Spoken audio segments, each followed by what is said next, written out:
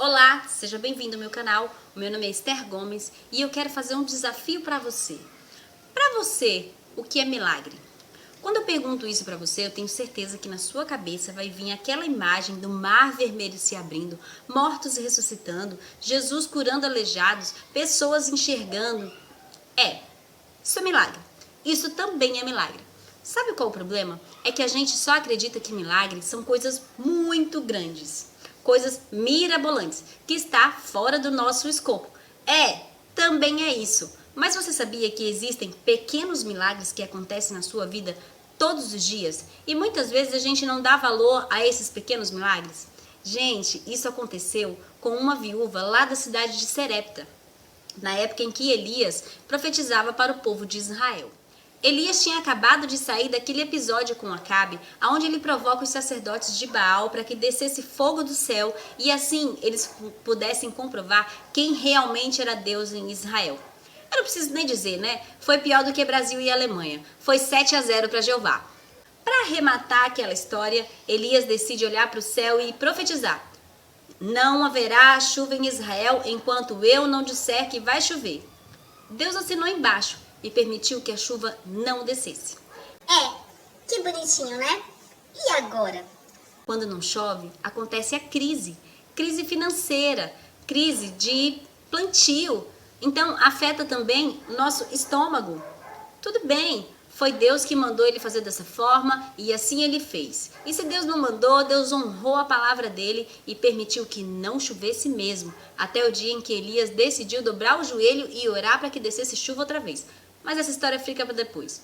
O que eu quero falar mesmo é a história da viúva de Serepta. Depois desse episódio, a Bíblia diz que a chuva realmente cessou em Israel. E existia um rio muito importante naquela região que secou. Então, Elias se levantou do lugar que estava e, por ordem de Deus, ele seguiu até a cidade de Serepta, porque Deus disse para ele que já tinha falado com uma viúva que estava esperando ele e que ia alimentá-lo. Ok, Elias era o servo de Deus, ele simplesmente levantou e fez aquilo que Deus ordenou ele fazer. E chegando na porta da cidade de Serepta, adivinha? Ele deu de cara com a viúva. Vendo aquela viúva, ele vai e fala: olha, a senhora pode me dar um copo d'água?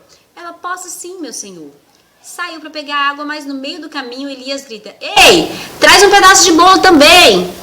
Aí ela fala: não, eu não tenho pão, eu não tenho bolo, eu não tenho o que comer. Na verdade, o que eu tenho só dá para fazer para mim e para o meu filho. A gente vai comer e depois vai morrer, é só.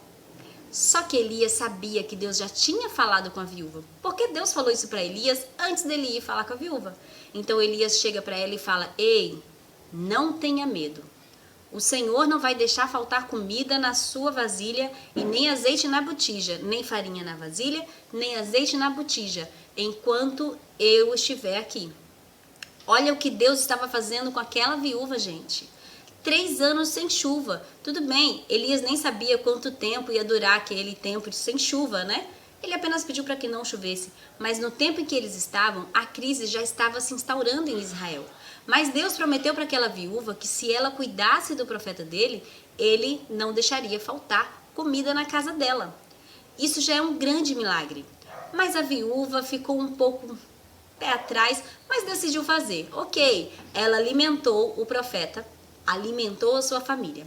E a Bíblia diz que por muito tempo a viúva teve condições de alimentar a si mesmo, a sua família e ao profeta, assim como Deus havia prometido para ela. Ok, até aí eu já vi um grande milagre. Veja, você é viúva, você tem família e vive num Israel que está na escassez por causa da falta de água. Impossível uma viúva viver bem nessa época dessa forma. Já não era possível a viúva viver bem, porque geralmente os maridos deixavam elas cheias de dívidas, elas não tinham filhos com idade maior para poder trabalhar e ajudá-las, e mesmo que elas sustentassem a casa, era sempre tudo muito mais difícil para uma mulher e viúva nessa época. Mas Deus havia cumprido na vida dela aquilo que ele prometeu. Até aí, ok, a história segue. A Bíblia diz que de repente um dos seus filhos ficou doente e o filho da viúva veio morrer. Olha só o que essa mulher faz. Ela chega para Elias com o filho no colo e diz o seguinte: Vem cá, o que é você? Você é uma repreensão de Deus para mim? Acaso você veio para me lembrar dos meus pecados? Sabe, aquela pessoa que não consegue enxergar os milagres de Deus na vida dela? Sabe aquela pessoa que não consegue ser grata por nada? Essa pessoa profere palavras que afetam o coração de outras pessoas. Até mesmo o coração de Elias, que era cheio de fé. Até mesmo Elias, que saiu certo para Serepta, porque sabia que existia uma viúva ali, que Deus tinha falado com ele que ia sustentá-lo. Ele sabia onde estava indo, ele sabia quem era ela, ele sabia que Deus ia prover. Era um homem cheio de fé. Mas olha o que o coração sem fé faz com alguém cheio de fé. Quando ela proferiu essas palavras, Elias deixou que entrasse no coração. E ele também orou dessa mesma forma: Senhor, por que tu fizeste isso comigo? Me mandaste aqui para repreender essa mulher e ocasionar tudo isso?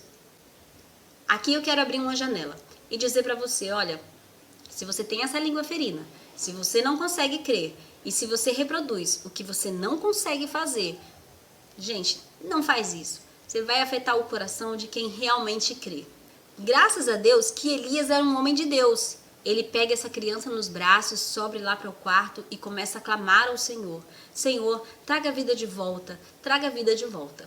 E Deus faz com que aquele menino volte a viver. O mais surpreendente é que praticamente no último versículo, a viúva chega para Elias e fala: Agora sei que realmente tu és um homem de Deus e dizes a verdade. Gente, o que eu quero dizer com essa história? Eu quero dizer que nós não podemos ser como essa viúva. Deus já estava fazendo um milagre acontecer na casa dela no dia que aquele homem chegou e ela deu tudo o que tinha e ele comeu. E depois dele comer, ela alimentou toda a família. O milagre já estava acontecendo na vida dela. Ela não precisava ver o filho ressuscitar para saber que aquele homem era um homem de Deus. Ela não precisava ver um grande milagre para saber que ele dizia a verdade. Afinal de contas, Elias já estava passando um tempo na casa dela. E há muito tempo, Deus já estava sustentando a casa dela. Ou seja, nos nossos dias, será que é diferente? Como é a sua vida? Ah, Esté, eu sou um assalariado, eu tenho 5 filhos, eu pago aluguel. Ok. Você passa fome? Você consegue sustentar a sua família? Você tem o que comer, o que beber, o que vestir? Deus está te abençoando. Todos os dias, Deus está fazendo milagres nas nossas vidas. Imagina viver num lugar onde existe muita doença, onde está aí uma pandemia instaurada, mas literalmente aquele versículo que diz assim: 1.000 cairão ao teu lado, 10.000 à sua direita e você não será atingido. Gente, isso está acontecendo com os sobreviventes da Covid. Isso é um grande milagre.